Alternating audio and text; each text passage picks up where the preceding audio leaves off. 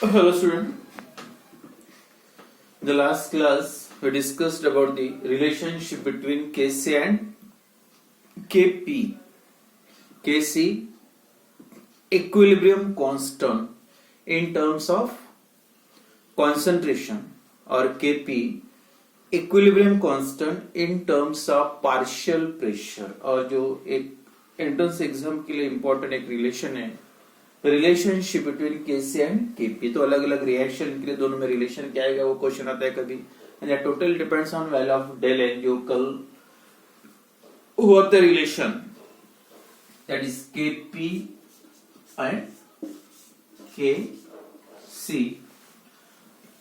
General reaction A moles of A react with B moles of B, reversible C moles of C plus D moles of D, and all that reactants and products exist in a gaseous state. और सभी के सभी जब gases होते हैं, in that case the pressure is used in instead of concentration की जगह पे आपको यहाँ पे यूज करना है partial pressure of each gas. जितने भी गैसेस है ए बी सी डी सबका partial pressure and partial in terms of partial pressure. तो इसको आप बोलेंगे Kp.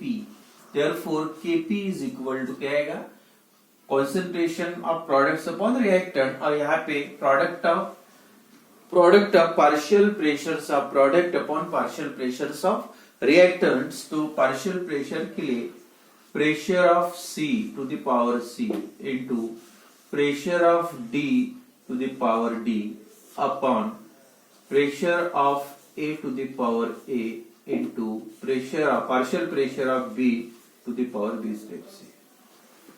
But the partial pressure of gas, according to ideal gas equation, the partial pressure of gas is directly proportional to the concentration of that gas. उसका partial pressure mixture में कितना रहेगा तो depend करता है वो गैस का mixture में concentration कितना है. और उसका जो relation by using ideal gas equation बताया था, जैसे partial pressure of अगर आपको A लिखना है तो क्या लिखोगे, concentration of A to the power concentration of A into RT. Same concentration of B, partial pressure of B is equal to concentration of B into RT. तो सभी के लिए तो ये इक्वेशन ऐसे लिखे थे. तो concentration of A नहीं C है, concentration of C RT to the power, और इसको पावर क्या रहेगा C. Similarly concentration of D RT to the power D upon concentration of A RT to the power A and concentration of B RT to the power B.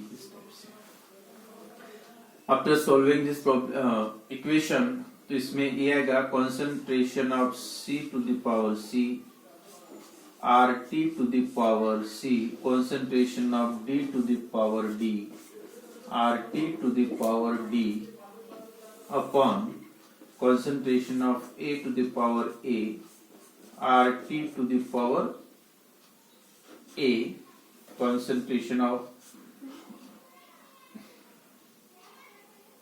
A हो गया, D का concentration of B to the power B and RT to the power B. इसको अगर आप अलग करोगे C to the power C D to the power D upon concentration of A to the power A into concentration of B to the power B into, और ये RT same है तो आप नीचे लिख सकते RT to the power A plus B, और यहाँ पे RT to the power C plus D, RT to the power C plus D. But this value किसकी है, it is a concentration of products upon concentration of reactant, that is the value of Kc. और यहाँ पे RT to the power, ये जो important बताया था A plus B क्या है, small a plus small b, it is a coefficient of A and coefficient of B, मतलब number of moles of A and number of moles of B, and small c and B क्या है, number of moles of C plus number of moles of total number of moles of products. ये अगर ऊपर जाएगा तो क्या होगा, C plus D एक ब्रैकेट में, दूसरे ब्रैकेट में माइनस, ऊपर जाएगा तो प्लस है तो minus A plus B। A plus B क्या है, total number of moles of reactants, and C plus D total number of moles of product। तो suppose total number of moles of product के लिए value N2 है और ये total numbers के लिए N1 है, तो N2 minus N1 and N2 minus N1 is equal to del N। मतलब सीधा क्या करना है, del N की value total number of moles of products minus total number of moles of reactant. Product की टोटल करो जो भी कोएफिशिएंट होगा, रिएक्टेंट की टोटल करो कोएफिशिएंट की, उसके बाद जो भी डिफरेंस आएगा वो वैल्यू आएगी इसकी।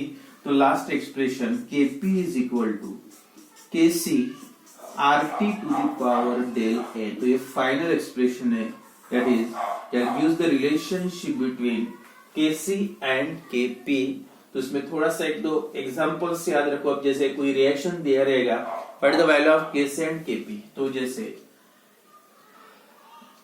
H2 gas plus I2 gas reversible twice HI gas, ये गैसेस रिएक्शन है, सभी गैस है। तो इसके लिए ये रिलेशन क्या होगा, ऑप्शन आपको ये हो सकता for this A Kc is equal to Kp, दूसरा option Kc is greater than Kp, और तीसरा ऑप्शन है Kc is less than Kp। तो तीन में से अगर आपको सिलेक्ट करना है, तीन में से सिलेक्ट करना है तो कैसे सिलेक्ट करोगे,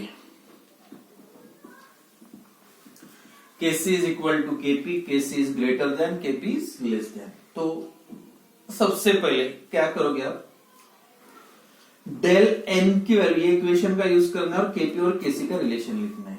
ये तो कांस्टेंट है आरटी दोनों के लिए। Del n, what is the value of del n, सीधा क्या करोगे आप, डेल n का मतलब है total number of moles of product minus total number of moles of reactant. Product की और रिएक्टेंट की दोनों की कंसंट्रेशन की नंबर ऑफ मोल्स की टोटल, मतलब डिफरेंस दोनों का, प्रोडक्ट माइनस रिएक्टेंट। तो आप यहाँ पे क्या करोगे, रिएक्टेंट की total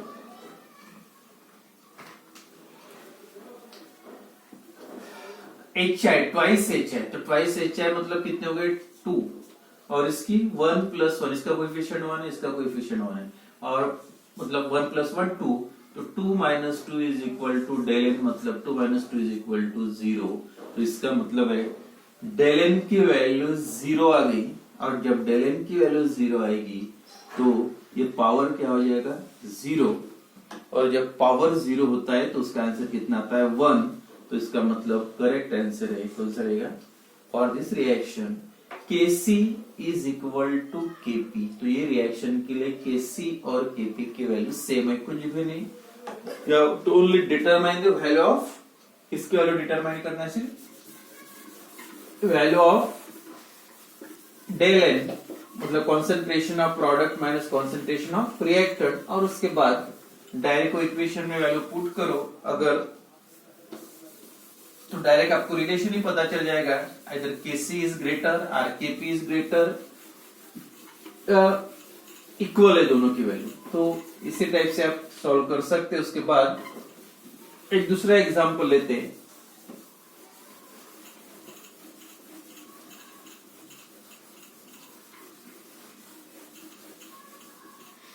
for example, formation of NH3 ammonia gas from H2 gas and N2 gas, H2 और N2 से NH3 का प्रिपरेशन। अब इसके लिए क्या रहेगा, N2 plus thrice H2 reversible twice NH3, gas gas और गैस। और यहाँ पे और एक बात याद रखो, जब भी आप डेल n की वैल्यू निकालोगे तो डेल n की वैल्यू कैलकुलेट करते टाइम अगर रिएक्टेंट्स या product if that involved in the reaction that exist in solid or liquid state, कोई भी reactants हो या product हो सॉलिड या लिक्विड स्टेट में रहेगा तो सोचना ही नहीं, उसका लेना ही नहीं, सिर्फ gases products minus gases reactant. एक पॉइंट याद रखो, total number of gases products minus total number of gases reactants, that is the value of del n। तो फिर से वही तीन ऑप्शन है, Kc is equal to Kp, second Kp is greater than Kc, और तीसरा है Kp is less than Kc। अब कैसे डिसाइड करोगे ये रिएक्शन के लिए? क्या है correct answer? Relation Kp is equal to Kc RT to the power del n।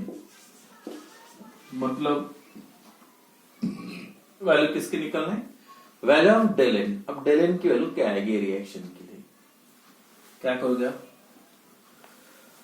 N2 मतलब del n is equal to N2 minus N1, total number of gases products minus gases reactants. तो कितने हो गए products? 2, ammonia के molecule 2 है, is equal to 2 minus, और reactants कितने हैं?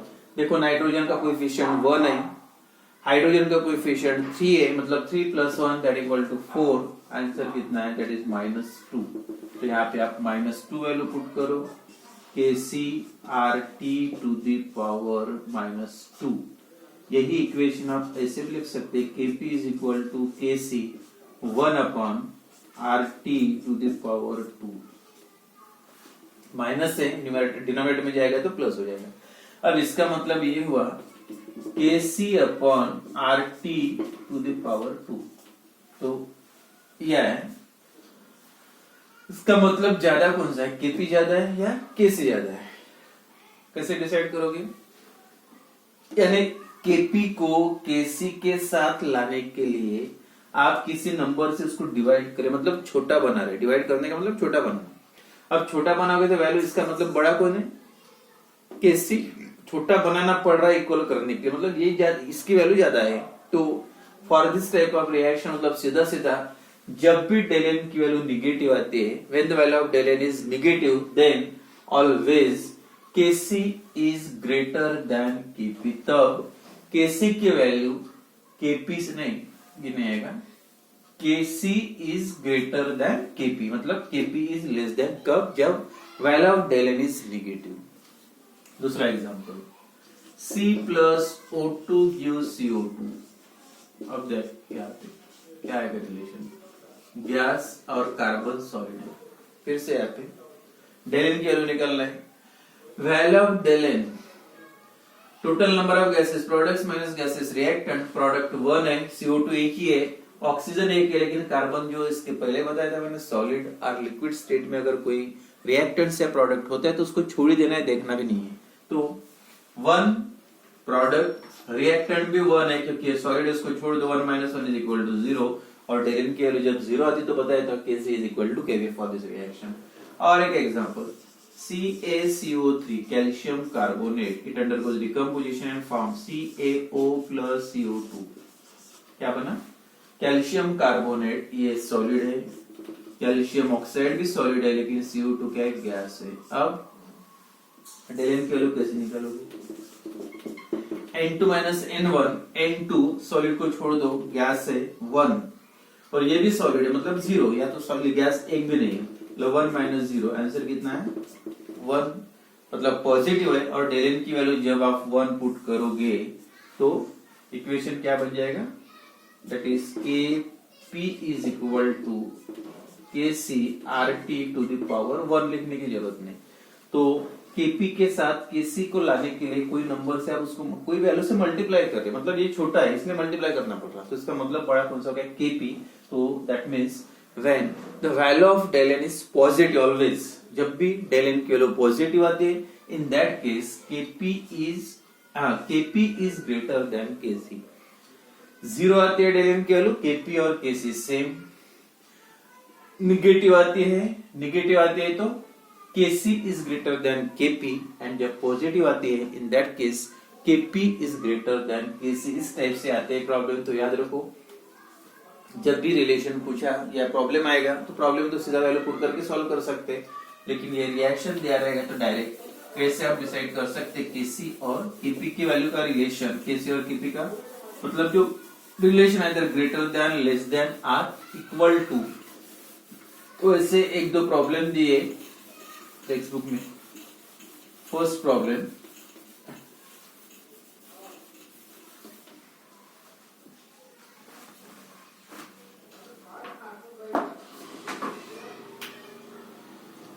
write the expression for Kc and substitute the expression for Pn2 and NH3। Reaction है अभी जो लिखा हुआ है reaction, N2 gas plus thrice H2 gas, सभी गैसेस फॉर्म में, that gives twice NH3 gas, same reaction. write the expression for Kp। write the expression for Kp। Kp के लिए एक्सप्रेशन लिखना है सबसे पहले। write the expression for Kp and substitute the expression for Pn2 and partial pressure of N2 and partial pressure of NH3 and substitute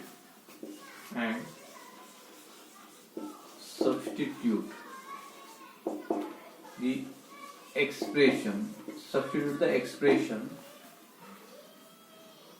for partial pressure